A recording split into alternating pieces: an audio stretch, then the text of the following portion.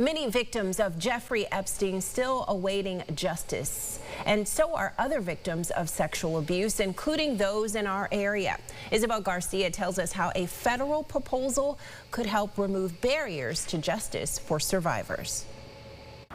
U.S. Senator Chuck Schumer stopping by the Willow Domestic Violence Center in Rochester on Monday, this to highlight the newly introduced Virginia's law. Now, this federal bill would end the statute of limitations on a national level for survivors of sexual abuse and human trafficking to file a suit against their abusers.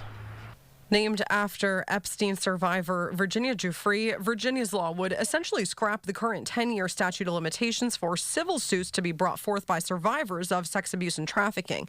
While specific crimes and other instances of abuse have varying rules, states also with their own statute of limitations, Senator Schumer says this would put the power of choice in the hands of survivors on their own timeline when they are supported and ready. He refers to the statute of limitations currently as not only something that just doesn't work, but as cruel. That's not justice. That's a system that protects abusers by waiting survivors out. Our new bill, Virginia's law, changes that. Because Virginia's story and the story of the survivors standing here today demands not merely sympathy, but also demands action.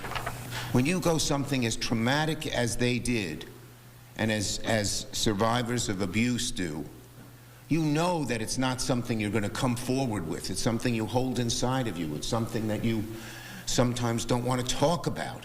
The bill is just now being introduced, but bipartisan efforts to push the release of the Epstein files were successful last year, with hopes that Virginia's law will have similar backing. For now, reporting in Rochester, Isabel Garcia, News 8. Get the Rochester First streaming app today for everything you love from News 8 On Demand. Plus exclusive shows you won't see anywhere else. Search ROC and download for free on Roku, Amazon Fire, and Apple TV.